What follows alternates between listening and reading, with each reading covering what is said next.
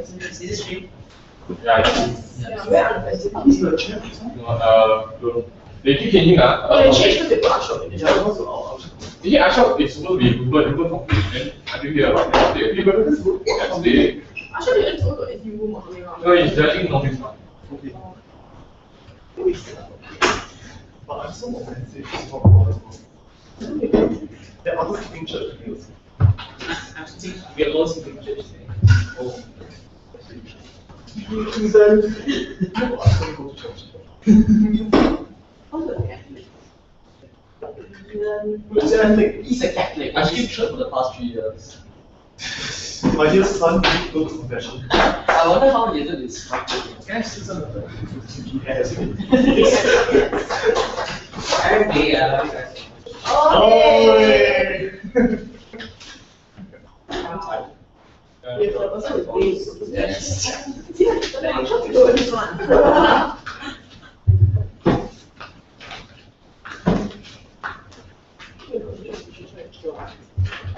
Which motion? We should try and show his hand. Appropriate gender equality religion. I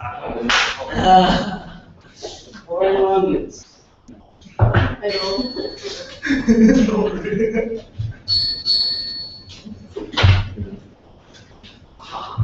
That's the baseline statement. It's me.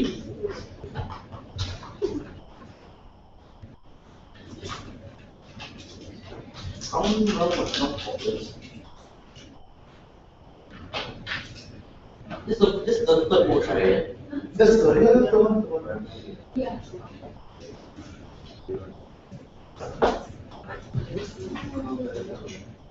This is exactly what I think you should. Exactly what I think you should. Oh, this also supports complete gender equality in all religious institutions.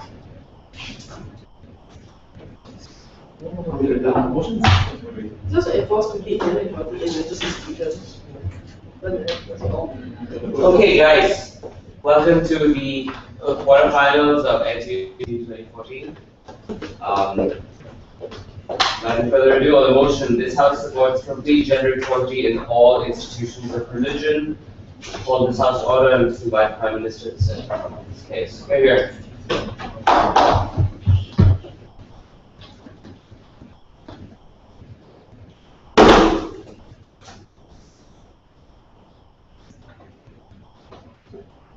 A few weeks ago, we just celebrated International Women's Day, and we are happy that women have been granted equitable access to education.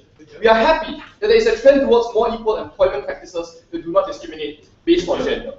But at the same time, we are saddened by the fact that in the institutions closest to our hearts, the churches, the mosques, and the temples, they still have grossly unfair practices in terms of who they appoint to positions of authority and who they chose to accept. And that's why we think that women have the right to pursue their beliefs just as much as their male counterparts. And it's for this reason we enforce complete gender equality on religious institutions. What are religious institutions? We're talking about entities that claim to be representatives of a particular faith or a particular religious teaching. They're often well organized with multiple levels of hierarchy and prospects for advancement within the organization. We're talking about bodies like the Catholic Church, Protestant denominations, or Islamic councils. What is our model? We support a 5-pronged policy. First, we stand for complete gender equality in religious institutions. This means that both genders will be given equal opportunities in the religious organization, for example, in their chances to enter positions of authority. Furthermore, we think that women won't be shunned from entering these organizations in the first place. Third, this will be enforced through a scale of punishments for uncooperative institutions. This will probably just be simple fines, but we are willing to go up to the point of revoking religious licenses to practice as well. That is the maximum threshold of our policy. No thank you. Fourth, we support quotas for women in leadership positions as well, for example, as pastors or as clerics. We think that this will only apply to non-secular governments, of course, because we can't force theocracies to impose this policy given that the governments are religious and abide to religious norms. We're going to forward 3 substantive arguments. First, that women deserve gender equality in religion. Secondly, that we solve discrimination against women perpetrated by religious institutions. My second speaker will tell you why we help religious organizations. First argument, about why women deserve gender equality in religion. The thesis of this argument is that women should not be denied an opportunity to exercise and practice their religion. Let's start from the premise that every human being has the right to religious fulfillment. That's why we have things like the Freedom of Religion Act. We think that religious institutions are often a crucial mechanism for someone to attain his or her own sense of self-actualization. Because only in a community can you truly practice your religious beliefs in harmony and in accordance with religious teachings. We put to you that women deserve chances and fulfilling, both in terms of entering religious institutions and entering positions of authority, because it is their right as human beings. We think this is similar to how human beings, we acknowledge, have a right to employment, and therefore we have laws that protect women against discrimination in employment. Yes, sir. Employment in a secular organization by the state governing a majority of different religions is very different from a religious lay pastor appointed by God. We think that a private organization fundamentally is still under the ambit of the state. The same way private corporations technically are headed by a CEO who gives the absolute commands within that particular structure, within that particular organization. We think that religious institutions still should not be excused from the authority of governments and from the control of governmental organizations, because they are fundamentally not distinct from any other private organization we have. We think that currently women are being denied the right to enter religious organizations or positions of authority. Why? There are a number of reasons. First, because the institutions themselves bar women from entering. For example, how many Islamic councils bar women from holding positions of authority? Secondly, because there's a prevailing inertia and bias towards women holding positions in the first place, even when they're allowed to do so. This is because of the prevailing inertia of misogynistic norms and mindsets. For example, in the Protestant church, only 5% of pastors are female, despite the fact that in theory, they are supposed to be able to hold the position just as much as men. We think that we need to solve this problem, because governments, and we think that governments can do this, because they impose decisions on private institutions all the time in the name of equality. For example, we have things like unfair employment practices, and we think that there's no qualitative difference between a private organization and a religious institution, because just because they claim to derive authority from a different source that we cannot epistemically prove exists, does not excuse them from the fact that they have to obey government laws and therefore they have to obey government legislation. The same way religions can't do things like honor killings in civilized society, because we recognize that government laws still apply, even though your God or your conception of a God might have commanded you to do this. Therefore, we completely acknowledge that we respect religious belief, but religious belief on its own is no excuse for blatant discrimination and denying people their basic rights and freedoms and privileges to religion. No, thank you. Second argument about why we solve discrimination against women perpetrated by religious institutions. The thrust of this argument is that religious organizations systematically perpetrate misogynistic practices, and allowing women into these organizations will provide the direct impetus to solve this problem. No, thank you. Let's start from the premise that religious institutions often perpetrate misogynistic stereotypes that are incongruous with society's growing liberalization. We think that often the fact that society has accepted women more does not permeate to these religious organizations, because they are closed circuit and because they are closed organizations that are often inaccessible to people from the outside. We think that examples of beliefs that are misogynistic perpetrated by religious organizations would be, for example, the belief that a woman's place is only in the household, or the belief that contraception is wrong. We think that all these are practices that systemically harm or discriminate against women. We think that often such gender bias is not inherent to the religion and its practices. Crucially, we argue that the problem often is with the interpretation of the scripture by clerics and by pastors and priests. Therefore, we think that often the fact that women should not be respected is not codified directly in the religious text originally, but often has to do with how they are interpreted and how pastors choose to deliver the message. Therefore, we think that often by imposing complete gender equality, we solve this problem, and we solve the problem of pastors interpreting text in a way that harms women. Why? Because we create the internal impetus for change within these organizations. We think that we allow women to enter these bodies and push directly for change. Crucially, we argue that only women can enact this change because they are in a unique position to understand women's problems. For example, things like being unable to access contraception. Furthermore, men in these organizations who hold the positions of priests and clerics are often pressured by their responsibilities as a man and by misogynistic norms to abide by the same practices that discriminate against women and promote misogynistic norms. Therefore, we think that authorities have to step in to make sure women can get into these positions of authority and make a change. We think this is similar to how the EU having equal quotas for women in corporate boards resulted in more women-friendly practices in the corporations in the EU. For example, women on corporate boardrooms pushing for anti-harassment laws. Therefore, because we protect women, go inside government. Happy International Women's Day. Thank you, sir. I would call the leader of the opposition to state down the negative. Here.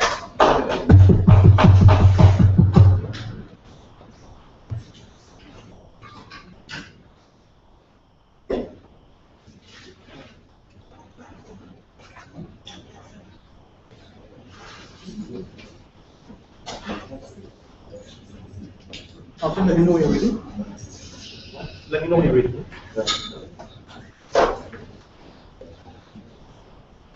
Okay.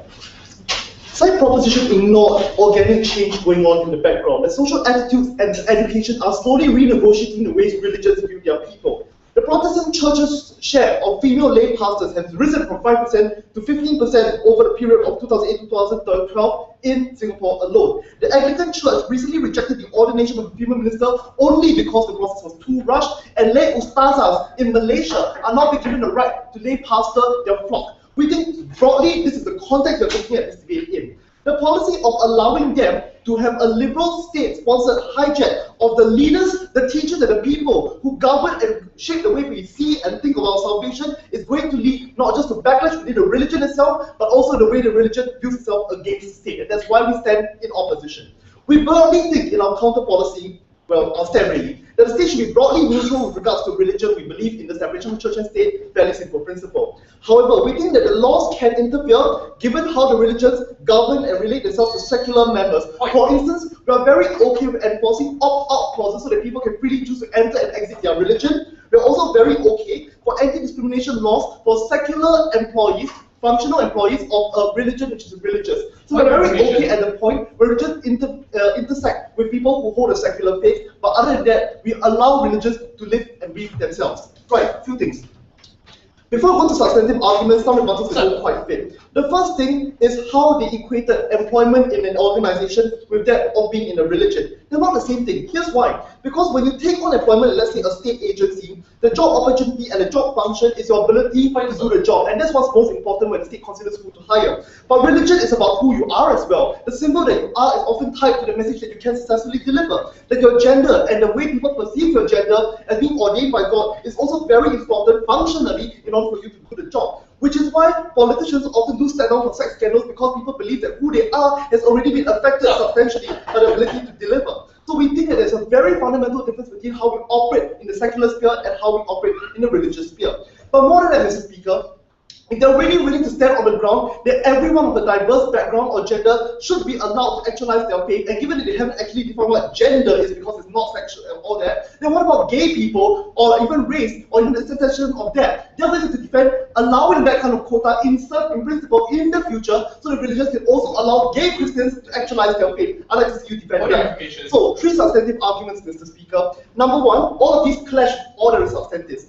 I'm going to talk about why the freedom of religion is important and should be preserved in and of itself. Secondly, I'm going to talk about why the state is an awful actor to enact this policy. And finally, I'm going to talk about how this hurts the ongoing process of progressing religion and interpretation of holy texts. Now, first thing, why freedom of religion is important. The reason we give freedom of religion is because it's crucial to shaping our being and our dignity and our worldview. The freedom of religion really is an amalgamation of a lot of other existing freedoms in the status quo. For example, the freedom of association allows us to form churches and go with people we believe and who we think. The freedom of expression allows us to hang on a minute to evangelize as well. So we have to stop fetishizing religion by itself as a right in itself, but it's also a coalition of other rights that we already respect in the status quo. Meaning to say that religion isn't all that different from what we already have. If your son will only intervene in religion when he interacts with the secular world, would you stop a church from stoning a religious woman? Because she's dying, yes. Then we would stop it if she couldn't opt out of it, but we wanted to take that clause in the policy. So conceivably, if a woman's about to be stoned and she ran to the church, to the secular state, and asked, can I be rescued, we would support that.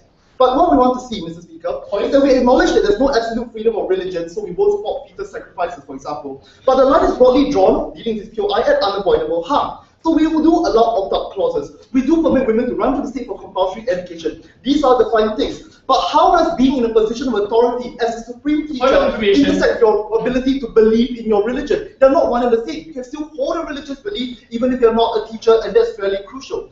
Furthermore, we think that the kind of principal harm you're inflicting on people in the religion, if you force complete equality by changing the teaching to Mustasas, is that you cause the religion to be at war with itself. You deepen the disconnect between the faith and the individual, where people in the lay church may not understand the rationale and cannot always believe their teacher, especially not the conservative ones. At the point we don't prosecute people for believing in creationist beliefs, we don't think there's any good grounds for this policy. But not just that, and this segues on nicely to my second point of substantive, the white state is an awful actor. Here's the thing, a lot of times when they talk about the fines in their policy, they're usually ineffective. The Catholic Church is filthy rich. But here's the thing, at the point where they were willing to talk about revoking licenses, the expectation that the state is willing to use the hard end of the law to step in is going to send panic waves around religions who feel that they're now going to be at war with the state. Especially in context where some societies, broadly secular, have significant majority religions, like for example the Muslims in European Union, where they now feel that any fine or infraction against them will be taken as a reason to undo their belief or revoke their licenses. So you're feeding into the narrative that the state is hostile, that the state cannot be reconciled with the practice of religion, which is problematic when it comes to advancing the dialogue between the church and the state. Which leads me nicely on to my third point of substantive, also dealing with their argument on how we want to interpret text better, how this hurts the ongoing progress of interpretation and modernization. Here's how religions progress. There's a background and ongoing process of dialectic between society, the world around them, and the religious institutions, because textual meaning derives epistemic meaning from the way we see and view them. So it's an ongoing process of our society, education, and how beliefs and mindsets slowly change. The advantage of having a religion internally articulate the discourse is that, number one, if people's minds change and they slowly modernize, accepting that women should become lay pastors at some point, it's a more living belief because people slowly buy into it over time, and they get normalized because, secondly, the pace of change is usually more acceptable to the religion. That, hey, I'm okay with these landmark cases, I'll slowly get used to it, they aren't going to bring the hellfire of God upon us, that's fine. That's the thing we want to support. But the policy that they're going to implement will do three things. Number one, this hijack now hurts the ability of minorities as a whole, not just to put in there by the quota, but those who rose through the ranks of their own merit and of their own support, who be seen as illegitimate. So this undermines the positive advocacy you built within the religion. Secondly, you are now empowering the very extremist voices who can now hijack this liberal assault as a way to rejuvenate our faith against the onslaught of the great Satan. So this is going to silence the moderate voices within the religion who are already arguing for greater engagement with modernity rather than away from it, and giving the crazy Westboro Baptist Church people some actual credibility. But furthermore, and lastly, I'm going to close on this, we put pressure on minority members themselves who may be confused about this change as to kind of decide, should I be a woman or should I be a Muslim? Why can't I be a Muslim feminist or Muslim women? So when you force people to make these kinds of changes and divorces between what the state wants to force onto them and the way they hold their beliefs, you are destroying any hope of internal change right from the inside. For all these reasons, I'm very proud to oppose.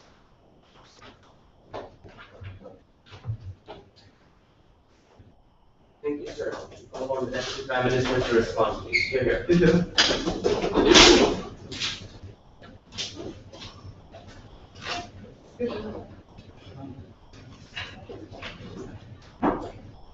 The crucial flaw on the opposition side today was their mischaracterization of organic change and what was really happening in the world around us. Because just listen to what their first speaker told us. They told us that we regressed in organic change, but we were completely willing to accept that organic change was making fast strides in gender equality around the world today. The problem is, organic change doesn't apply to religious institutions that in many occasions are insular and highly inaccessible by the rest of the public. This means that the forces of organic change cannot help religion. And that's why we require a state model to help religion forward in standing for gender equality. This leads me on to a second point, that state authority is perfectly justified in changing the behavior of religious organizations to achieve some form of desirable social aims. That's exactly what we do for corporations as well, even though we respect that companies as private entities have their own rights to say earn profit, but we never let them pursue their own aspirations at the cost of a desirable social aim, which we stand for is gender equality. Because we've proven to you that firstly,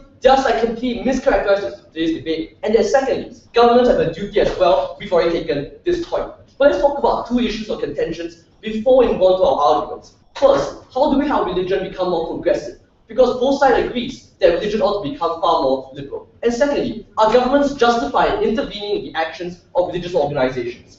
First issue, how do we help religious and their organizations become far more progressive? Here we'll deal with their side's first argument on the freedom of religions. We were perfectly welcoming and we celebrated the fact that both sides agreed that women ought to respect the fact that they can worship their religions. But their fundamental assertion here was that women can continue to practice their worship of a specific religion even though gender discrimination was occurring at the most fundamental level. What do we mean when we talk about this? My first speaker was very clear. These are instances where a pastor would implicitly tell a woman that God valued her far less than a male. These are instances where women are encouraged to stay at home, where women are encouraged to use contraceptives. And beyond all these barracking arguments, we think a woman finds it extremely hard to practice a religion because she constantly feels under threat. She is constantly at conflict with herself because she's hearing messages that conflict with identity as a woman and her religion as a whole. That's why it's systemically so hard for women on their side to worship religion. They are lying to you when they told you that women can worship their religion. The second substantive talk was on discourse. And here they told us that it was far better that we let someone normalize the change themselves. Hold on a moment. While we perfectly appreciate the logic in this argument, we think that's just not realistically true. In many cases, there are many religious organizations that simply have a far too slow pace of change because they are effectively closed systems. This means there's an internal feedback loop where pastors with so much influence, with pastors in a position of authority, continue to spread messages that women are subpar to males in religion. And as a result of that, the message only circulated even more. That's why we need an objective third party of the state to enter. But then they tried to spam us 3 reasons in their final minute on why we harm people in religion. First, that we call minorities. No thank you, man. Because we put them at conflict themselves. Secondly, that we have power extremists on our side. We find that this argument is extremely fallacious. Why? On the first issue of harming minorities, we think it's worse on their side when minorities are forced to come into conflict themselves. We should never put people in a position where they are forced to choose between their own self-identity and the religion that they hold dear to them. That's why we gave them a far better choice. But secondly, we don't empower extremists. In fact, we counter extremists on our side when the state is willing to come in and sanction the fact that religions ought to be far more progressive. And it's only with state backing that people who are originally at conflict themselves can truly find the resolve to stand up against gender discrimination that their pastors and the people of authority in their religion were trying to spread to them. Second issue, whether governments were justified. Here it's Burns' argument that government shouldn't intervene in religion as a result of spreading panic waves. No, even though we might concede that some panic waves come from our side, we found that antagonism was far worse on theirs. Why? Because when the majority of society around the religious organization is moving towards gender equality, and the religious institution continues to be adamant about the fact that women shouldn't be appreciated to the same extent as males, this only means that tensions between people in general and the religious organization becomes far more heightened. That's why antagonism and panic waves only become far worse on their side. We're going to further clash this argument. Hold on a moment, sir. It might substantive. But before we move on to that, yes, sir. Pope Francis softened his stance on homosexuality in Catholic Church because his church was organically losing members. Why doesn't this pause for people leaving the faith give you enough pause for thought? We found it great that Pope Francis eventually took the move towards liberalization. But the problem is, not every pastor is as liberal as Pope Francis himself. Many pastors continue to hold on to their adamant views, calling people who leave the religions as sponsored devils. These are the religious pastors we are talking about. Religious leaders who continue to hold on to their religious beliefs even though the indicators all around them, from within their organizations, from society around them, continues to tell them that women should be appreciated just as much as males. And that's why we need a state authority to change their mindsets. Back to my argument that we help religious organizations. The thesis of my argument is when religions have complete gender equality, they become far more amenable to greater support and greater followings. What is the problem in today's society? We begin my argument on the premise that many religious institutions are perceived to be misogynistic. In majority of cases, these institutions may not intend to be misogynistic with the intention of being malicious, but they may not even know because they're merely following doctrine that we ought to change. Rather, this could be a result of, say, a virtual minority of institutions or preconceived notions. No, thank you, ma'am. But the problem, therefore, is that people are driven away from religion and we increase antagonism between a religious organization and society around them. How do we solve this problem on our side? Firstly, we make religions far more amenable to change. Because now that we implement the necessary structures and frameworks to have a greater social capital of women to stand up for their rights, This means religions change even faster within themselves. Secondly, followers who are already in the religion don't feel threatened. They don't find a contradiction between what they believe and what the religion believes. This means they continue to stay on. This argument is significant for two reasons. One, we have far more followers following a religion. People feel comfortable pursuing their faith and their aspirations as a human being, which we believe that we all should have the right to aspire to without any threat to their own identity. Secondly, and more importantly, we decrease social tensions between religious organizations and society in general. This means we build a society that's far more dynamic and far more prosperous, where people aren't always at net with the church. For example, in 2011, in the state of Massachusetts, the East Charleston Catholic Church inaugurated 7 female pastors. Later, it reported an increase of female followers and even worked closely with women's rights groups to provide social services like opening soup kitchens together. For all these reasons, because we help both women and religion, we are proud to stand by the baseline that equality in religion defeats the scourge of discrimination.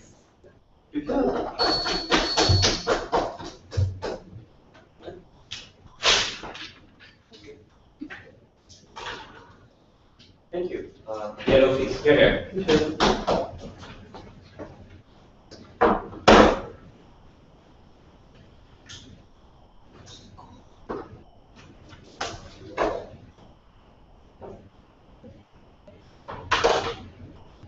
In my extension, I'm going to be talking to you about how the model doesn't force a concession on theological bases. And because of that, the women that do come to power as a result of their model will be given undue legitimacy when they continue to hold on to their conservative viewpoints and how it will really be a reflection of state-mandated tyranny on part of the church itself, which will at best make them more tokenistic and worse, regress the ability of women to even progress within theological institutions to begin with. Before that, a couple of rebuttals. The first thing they came up here and said was organic change doesn't happen because churches and religious institutions in and of themselves are insular and therefore have no need to interact with society. This is utter bollocks. Why? Because the ability for you to be able to attract believers, to maintain the strength of your congregation, the fact that you exist in a society that you want to be able to evangelize to at the end of the day means it forces religious institutions to have a modicum of being outward looking to begin with, Mr. Chair. So we don't think we can operate under the assumption that they will always be insular and completely independent of how society believes that they should function to make sure that the religious congregation goes strong. But secondly, we told you there are a number of examples that show you that there have been progressions organically within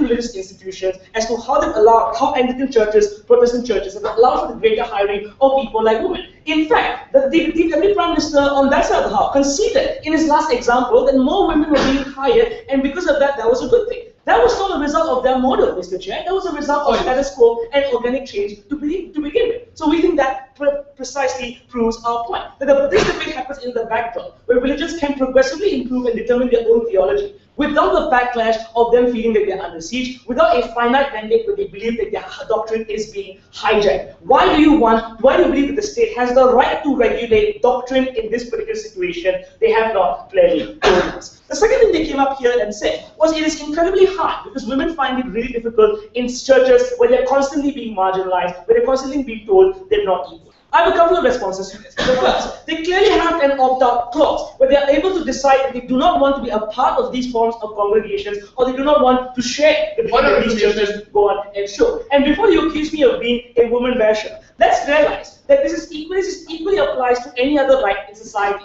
My right to believe that I should be freely treated doesn't mean that I can hold the three of you accountable to treat me the exact same way. So the onus is not on you to cater to my sensitivities of how I believe my version of expression should be like. Religion is merely an amalgamation of different forms of rights. Your right to congregate, your right to express, your right to have a belief to begin with, Mr. Chair. And that's why we believe that even in status quo, if you were to assess the idea of having an opt-out clause or having the form of right to be critiqued or the right to be disparaged, that does exist, and the churches do have the ability to go about doing that anyway. So that is something we think falls on their side of the house. But the last thing they fail to deal with is that their model makes it so much worse. Because one, it subverts the kind of progressive discourse that has happened in society. What it does do is it creates a state-mandated finite conclusion to an issue that now people will feel has been hijacked by a liberal agenda to begin with. Which means that not only will it not force a concession among these churches, they will never want to dwell on the topic ever again, doing it with the plausible deniability that I have to do it because the state has mandated me to do so. So that's where we think that the progression generally then stops. We think that's where you allow for women to be tokenistic measures in power. You allow for people to generate, to in secret hush to say, well, they're there, because we really have no choice but to put them there. But that's as far as your progression even goes, right? And the bigger problem is the kinds of the backlash that Lucas clearly brought up in his leader of opposition speech that they never once contended with as to how it would be problematic for churches to be able to progress, and we think that is particularly problematic on that side of the house. Before I go to my argument, yes, sir. You say organic change is propelled by actors within the religious institution, yet you tell us that they are so deeply conservative that they will resent the appointment of female leaders. No. Which is it and why? We think that they are, as much as they are susceptible to being progressive through discussion, no religious institutions would like the fact that their doctrine, which they believe is exclusive to the God's word that they've been given them, is being hijacked by a state regulator that has no right to determine their theology to begin with. That's why it's not a mutually exclusive concept. I'm going to go over my argument to begin with. First thing, and the premise of this argument is very simple. Let's realize that the model comes up here and says that we want women to be there. Right, the assumption we're going to make, not the assumption, the truth here is that it doesn't require a concession on church's part, which means that you no longer have to say that, oh, we're doing this, when the state says that we have to get this many people, women in power, that means, oh boy, the Bible must be wrong, and therefore we must put people in power. The obvious response to a model like that is the state's mandate gives them the plausible deniability to find convenient excuses for the change in practices. Which means the kind of women you hire, the kind of women you put in positions of authority, are the women with the same conservative viewpoints as you do, who understand the clause that the reason why they're there is only because the state has appointed them to be there to begin with. And therefore, the problem is, not only do you not get the kind of progression that they want to receive, it becomes even more problematic when these women stand to represent or have that undue legitimacy as, look, I'm a woman, I'm in a position of power, but even I'm telling you that what the state is doing is wrong, and therefore they really, and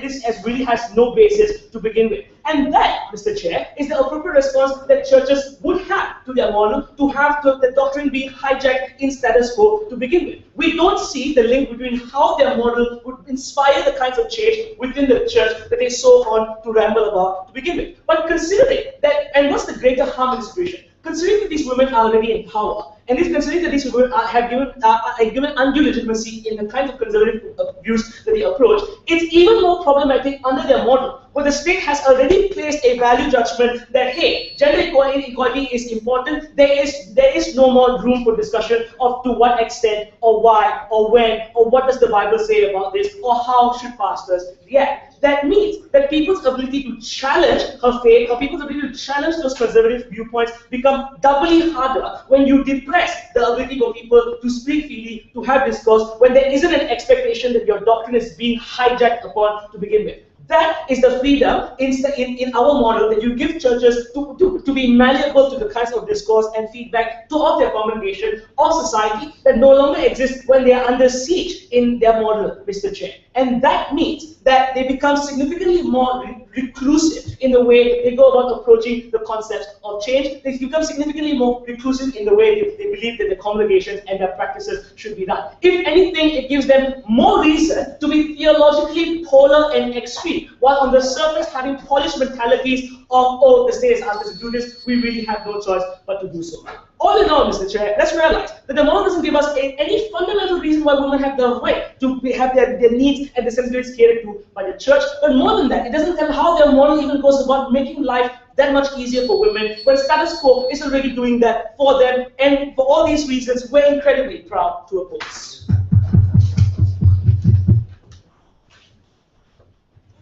Thank you. Government countries.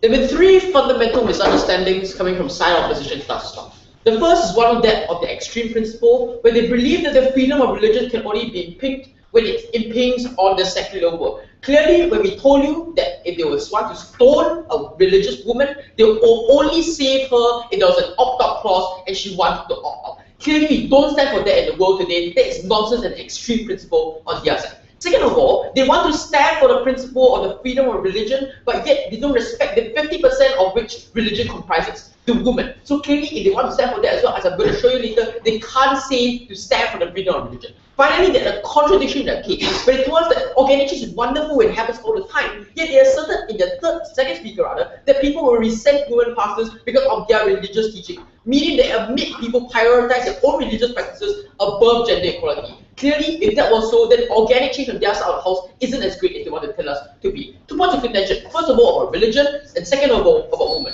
First, about religion. They talked to us about 2 limits of religious freedoms. The first of all was one that of unavoidable harm. And the core crux of the analysis was that there is no difference between understanding religion if you are not allowed to be promoted on the ladder on their side of the house. No, we do this. Simply not true, right? We told in the first speaker that women deserve gender equality in religion because they are systemically barred from being able to fulfill their religion.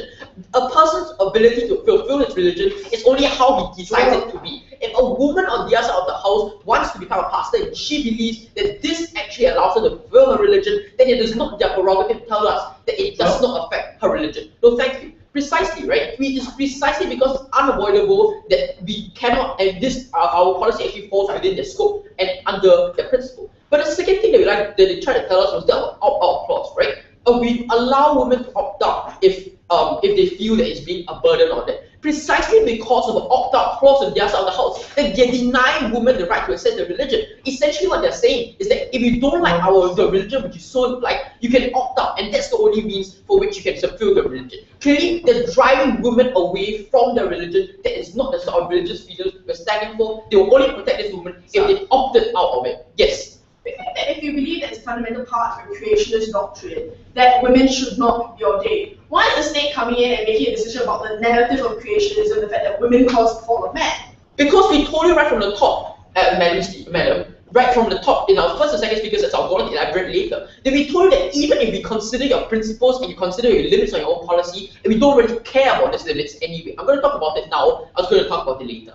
Why? Because we understand that we put desirable social aims first. Why is this the case that we can even do so for religion? We understand that religion is merely a function of society. Religion can only function so long as society permits it to function. Therefore, religion must abide by standard societal doctrine in the very first place. Hence, we argue that we will put gender equality or what society believes over this religion on their side of the house. So no, we reject that point. But the second limit that they tried to provide to us, back to an earlier point, was that they will only intervene in religion when it interacts with the secular world. When we purify them about whether they will stop a stoning of a religious woman, they said they will only do so if they want to opt out. This clearly is not the case, ladies and gentlemen. We do so anyway, even if she does not want to opt out. This clearly is a nonsensical and extreme limit on their side of the house. But we told you this we do this all the time, right? Back to the point about how we impose governmental wills upon religions and other groups, because governments allow religion to function within the state, the same as any other state. Just because just the same as any other body, right? Just because religion is divine, by some divine doctrine that you so believe in, doesn't make you immutable. It doesn't make you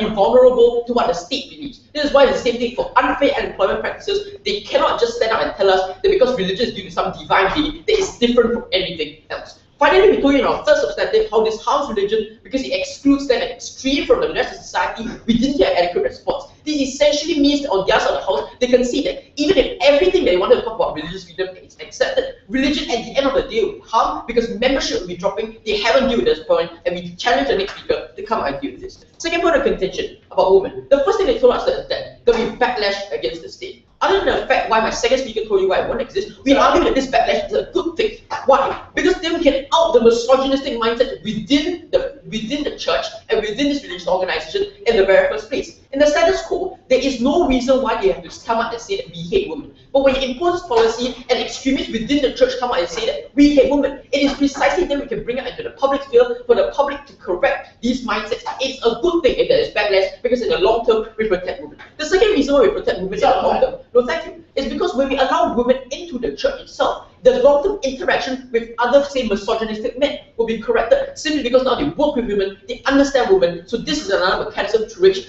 backlash is averted. Second thing they told us, right, was about organic change. Other than the fact that we already told it's a contradiction, there's a problem with organic change. First of all, not everyone is like Pope Francis and liberal as they would like to paint it out to be. Second of all, organic change is far too slow on the other side of the house. They talk to us about homosexuality. It took 400 years for homosexuality to be revoked and to be accepted by Pope Francis, who doesn't even implement any policy to actively enforce it. Clearly, it is too slow, it is too ineffective, reject that policy, and we don't want to let women suffer for such a long time without any concrete policy on their side. Furthermore, we argue that organic change doesn't work because churches are often insular. Finally, they told us about how ours are essentially result in tokenistic measures, right? Two responses to this. First of all, it's better some women on the panel than none at all, because at the very least, even though the vast majority of them may be conservative, at the very least we have a few liberal voices there. Second of all, it is not so much the women being there within the church as well, but also what a message sent to the rest of society,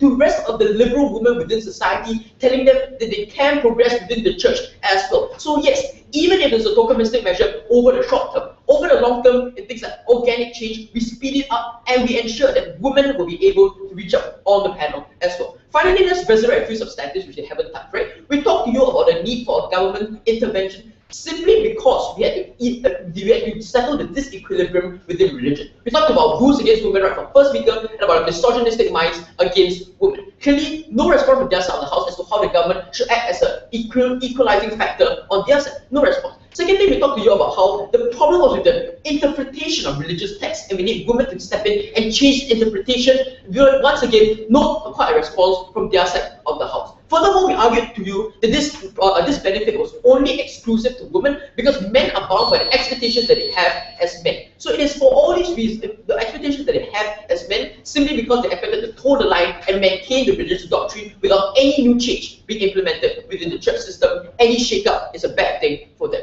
Therefore, because we best protect women and we best protect religion, we argue that equality in religion defeats the scourge of discrimination.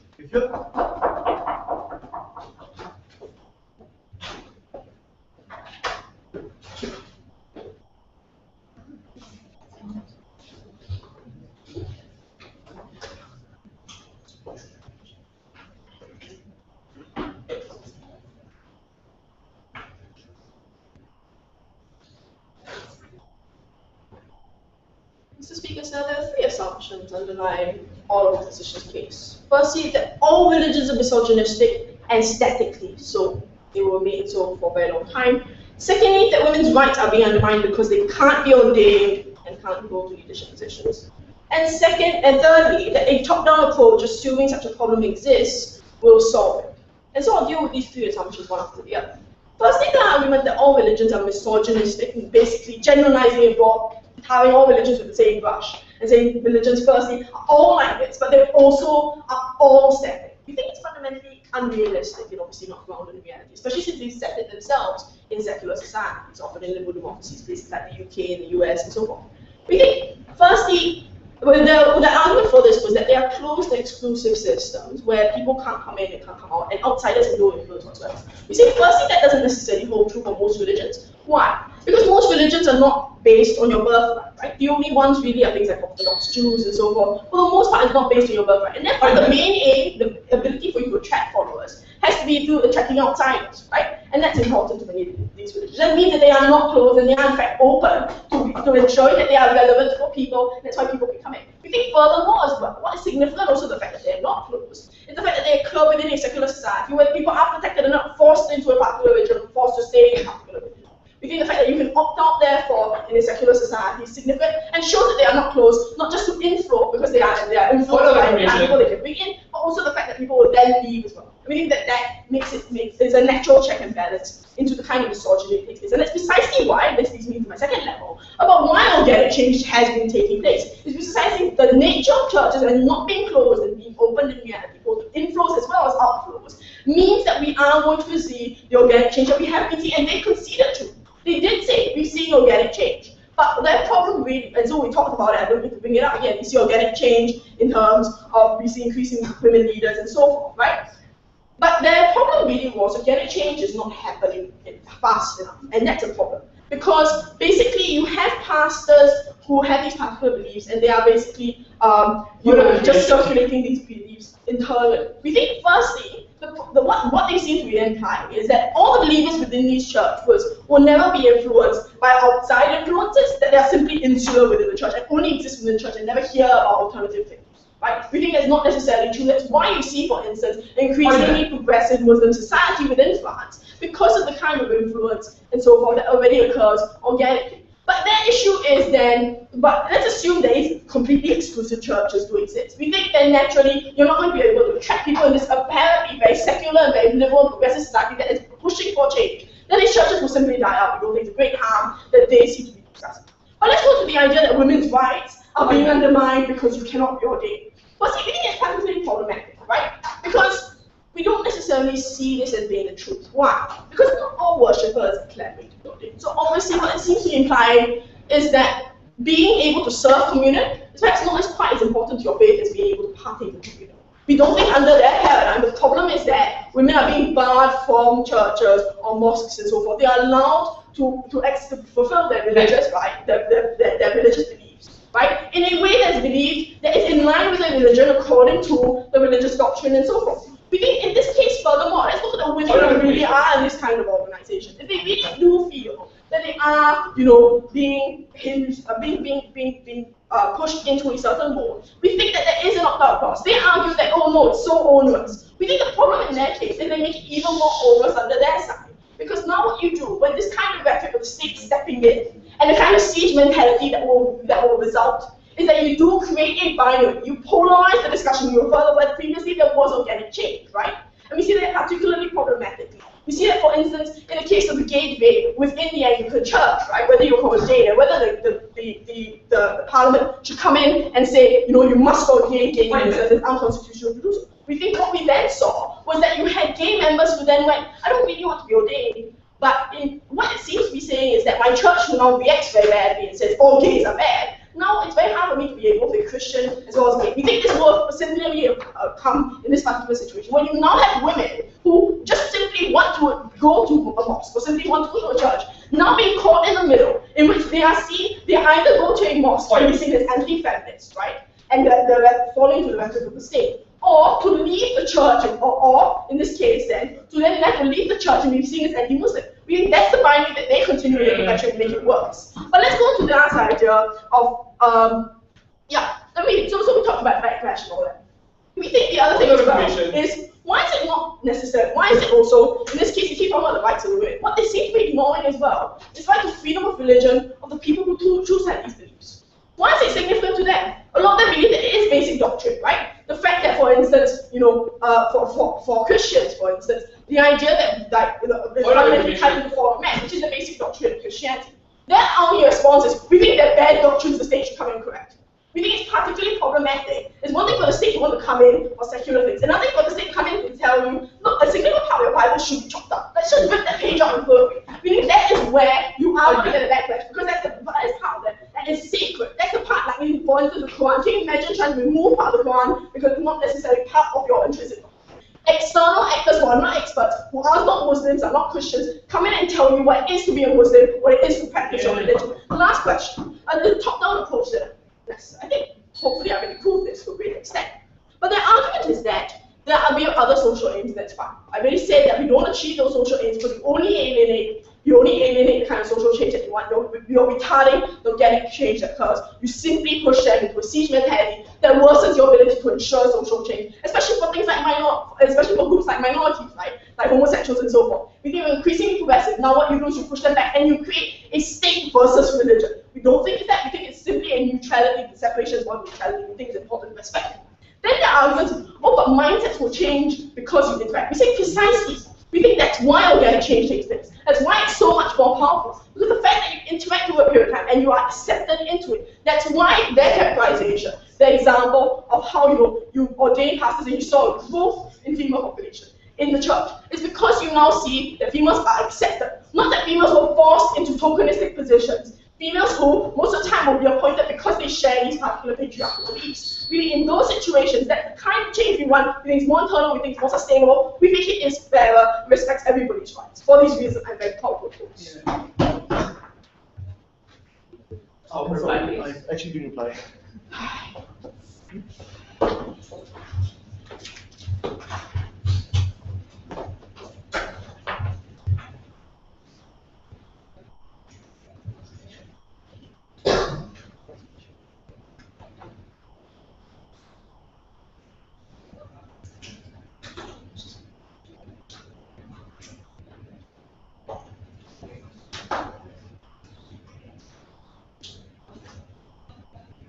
So I'm going to do things in this reply. I'm going to first talk about how we achieve proper change, and then I'm going to talk about the principles and what the extent of state power should be. When it comes to talking about the pace of change in the world, we think there's only really one world in this debate, which I think Prop has failed to live in. It's the world of reality. In reality, the Catholic Church is losing believers and it's also its stance on contraception, abortion, and homosexuality. And if you think that a pastor in America would dare to deny the writ of his Holy Father Francis, God bless you. We also see the United Methodist Church, a splinter group formed because women and gay people believe that the church no longer serves their needs. They set up a different denomination, and the UMC continues to be a force for active discourse and interaction between society, the religious, and the church. The understanding that Psych-Op gave you about how churches negotiate change is that inner change is a dialectic from society, the education, internet, all forms of information and enlightenment, where people within the church, both conservatives and liberals, have buy-in and time to build a consensus over time. A change the community owns, and people need time to win over the more conservative elements to soften their minds over time. So it is perfectly true that conservatives and liberals can exist within the church at the same time. The issue is they need time to come to their own consensus. So don't let Prop pass you some bullshit about how people are either conservative or liberal. It's an ongoing process. The problem with how Psych-Op wants to force artificial change in this is that they assume change is not happening fast enough. They assume that speed is an a priori good without telling us why.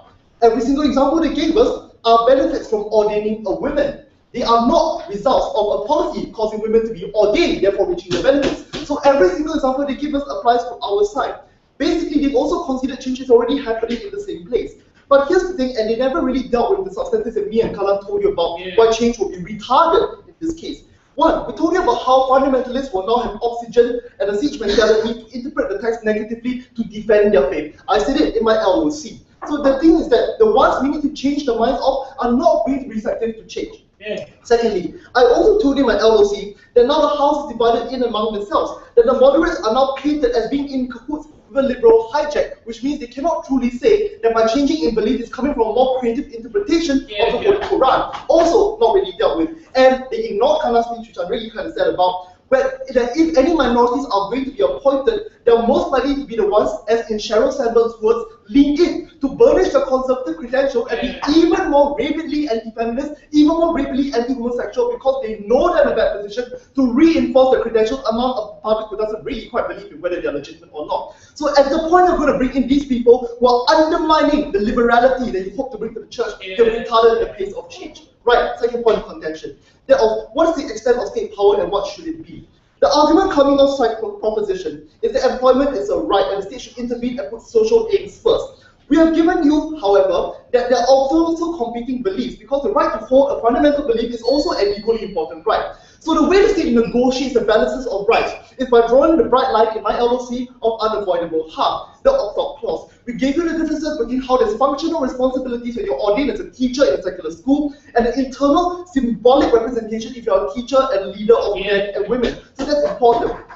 Since people support the opt-out clause and no third-party harm is necessary, we also told you about the freedom of religion being an amalgamation of the rights for expression and association, because we don't clamp down on people for believing in the sacredness of creation. We don't do things like open the Bible, ooh, John 3:16, oops, it's redacted, can't talk about that now. So at the point when they assume from Prop that there's some nebulous standard of correct that applies to all people, they also ignore my argument that in certain states, there is no clear definition of what society or state are. Very multiracial, so danger. Because in state majority like the EU negotiate Muslim majority, the religion already feels threatened. And at the point you allow the state to impose its definition of what should be good on a minority religion, you result in fractures. We finally go and talk about how, at the final part, about how women do not need to ordain their belief, do not get ordained in order to believe in God. What we don't want to create is a world where women have to choose between believing in God and running with secular majority, because a world and a house which is divided among itself cannot stand and will fall like a pack of cards.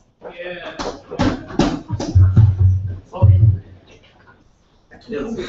Thank you. Now reply, please. Here.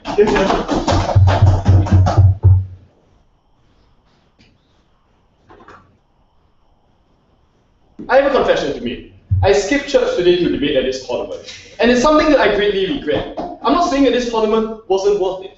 What I'm saying is that I, as an individual, choose to prioritize my religion above all else, because my right to religion and my right to practice my religion is integral to my identity.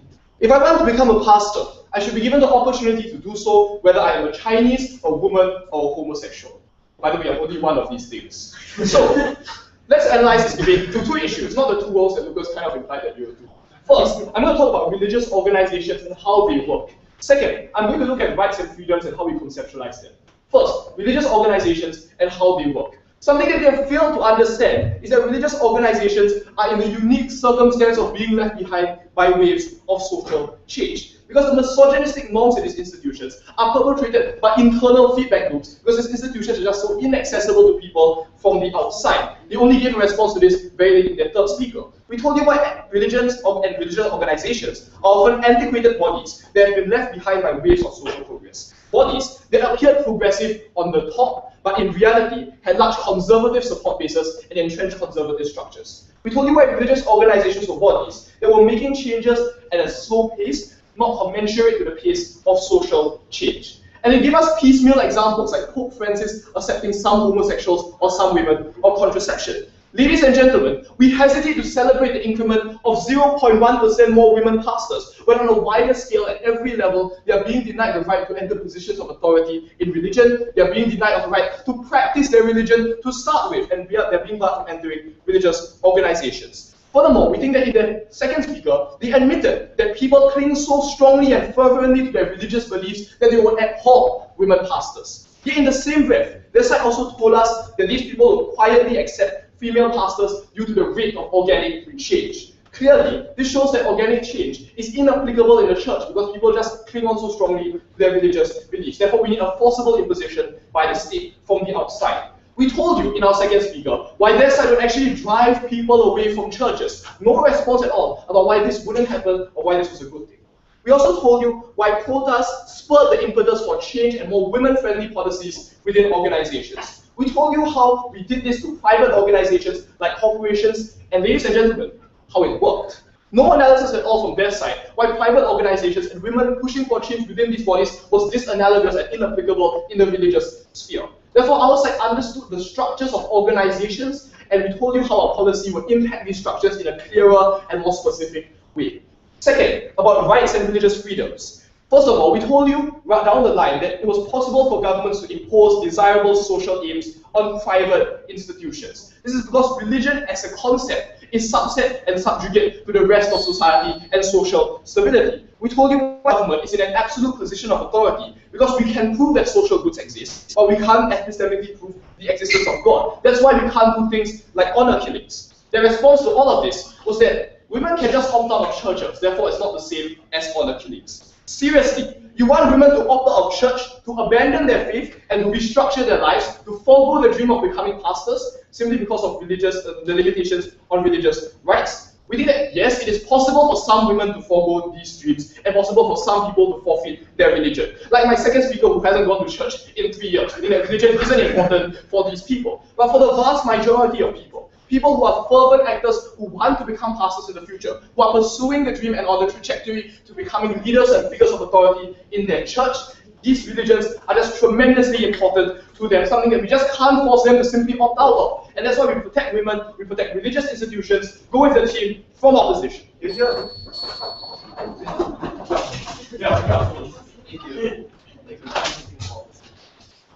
Thank you so much.